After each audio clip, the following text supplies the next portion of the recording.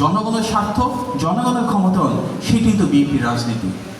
আমরা কোনো নির্দিষ্ট দেশের আনুকূল্য চাই না, আমরা কোনো নির্দিষ্ট দেশের আধিপত্য চাই না।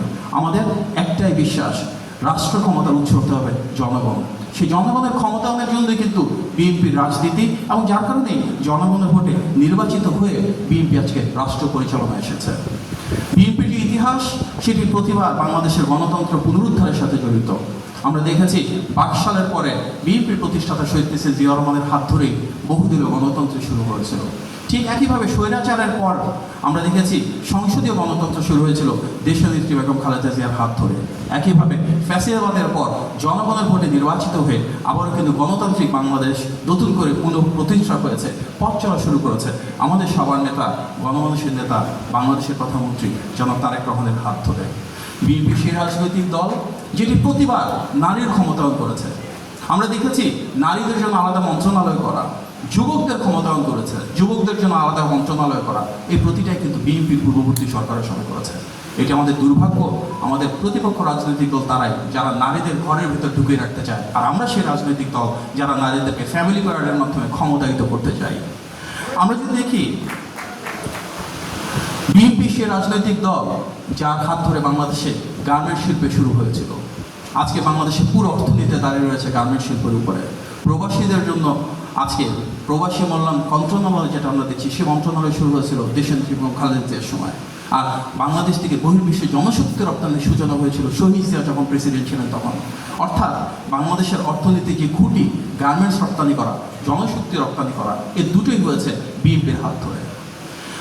প্রিয় ভাই বোনেরা, আমরা যদি সামগ্রিকভাবে চিন্তা করি, পুরো বাংলাদেশের আমাদের যে সত্তা, আমাদের যে অস্তিত্ব, আমাদের যে অনুভূতি, তার প্রত্যেকটার সাথে জড়িয়ে রয়েছে শহীদ প্রেসিডেন্ট জিয়া রহমানের নাম, জড়িয়ে রয়েছে দেশনেত্রী বেগম খালেদা জিয়ার নাম, জড়িয়ে রয়েছে বিএনপির নাম। বিএনপি তো সে রাজনৈতিক দল যারা ঐতিহ্যগতভাবে বাংলাদেশের সংস্কারের ধারক এবং বাহক। শহীদ প্রেসিডেন্ট জিয়া রহমান দিয়েছিলেন ঐতিহাসিক 19 দফা। ফ্যাসিবাদের রক্তচক্ষুকে উপেক্ষা করে যখন কেউ ফ্যাসিবাদের বিরুদ্ধে কথা বলে নাই, সেই 2016 সালে দেশনেত্রী বেগম খালেদা জিয়া ভিশন 2030 প্রণয়ন করেছিলেন। আজকের বাংলাদেশের সংস্কার নিয়ে যা কিছু আলোচনা হোক না কেন, তার শুরু কিন্তু সেই 2016 সালের ভিশন 2030 থেকে। পরবর্তীতে যেটি আমাদের নেতা জনাব তারেক রহমান 2022 সালে 27 দফা দিয়েছিলেন, এবং 2023 সালে যুগপৎ আন্দোলনের শরিক সব রাজনৈতিক দলকে এক করে একসাথে এনে 31 দফা প্রণয়ন করেছিলেন।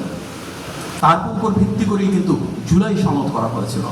আজকের বাংলাদেশের সংস্কার নিয়ে যা কিছু আলোচিত বিষয়, তার প্রায় প্রতিটা সংস্কারই কিন্তু শুরু হয়েছিল শহীদ প্রেসিডেন্ট জিয়া রহমানের হাত ধরে আলোচিত যে 19 দফা, তারপর ভিশন 2030, তারপর 27 দফা, তারপর 31 দফা, তার উপর ভিত্তি করে।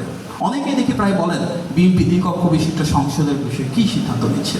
এই ইতিহাস হয়তো তারা জানে না, সবার আগে দ্বিকক্ষ বিশিষ্ট সংসদের কথা 2016 সালের ভিশন 2030-তে বিএনপি বলেছিল।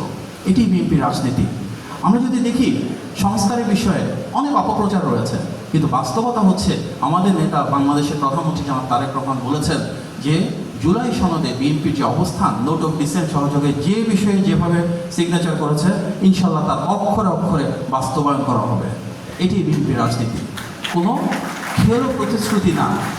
যতটুকু পারবে ততটুকু বলা হচ্ছে, এবং ততটুকু অবশ্যই গণমানুষের সমর্থনের মাধ্যমে বাস্তবায়ন করা হবে।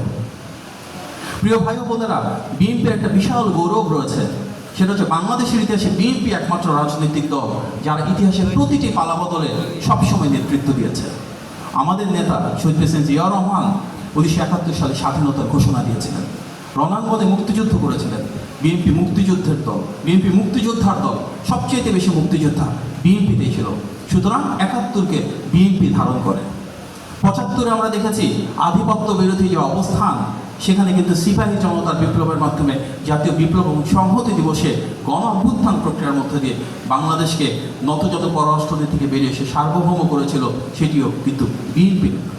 সুতরাং 75-এও কিন্তু বিএনপির আমরা দেখেছি সিপাহী জনতার বিপ্লবের মাধ্যমে জনগণের ক্ষমতা নিশ্চিত করেছিল। 90-এর যে গণ অভ্যুত্থান, সেখানেও নেতৃত্ব দিয়েছিল বিএনপি। দেশনেত্রী বেগম খালেদা জিয়া, আপনাদের ছাত্র দলে যারা পূর্বসূরি রয়েছেন রিজভী ভাইরা, ওনাদের আন্দোলনের মাধ্যমে, ওনাদের ত্যাগ সংগ্রামের মাধ্যমেই কিন্তু সেই সময় স্বৈরাচারের পতন ঘটেছিল। 24-এ যে গণ অভ্যুত্থান, সেখানেও আমরা দেখেছি 24-এ সবচেয়ে বেশি শহীদের সংখ্যা, সবচেয়ে বেশি হামলা মামলা নিপীড়িত মানুষের সংখ্যা, সেটি কিন্তু বিএনপির।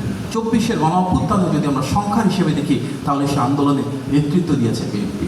সুতরাং 71, 75, 90, 24 প্রতিটা ক্ষেত্রে বাংলাদেশকে গণতান্ত্রিক গতিপথ নির্ধারণ করা, গণমানুষের স্বাধীনতা নিশ্চিত করা, বাংলাদেশের সার্বভৌমত্ব নিশ্চিত করা, এই নেতৃত্ব বিএনপির হাত ধরে এসেছে।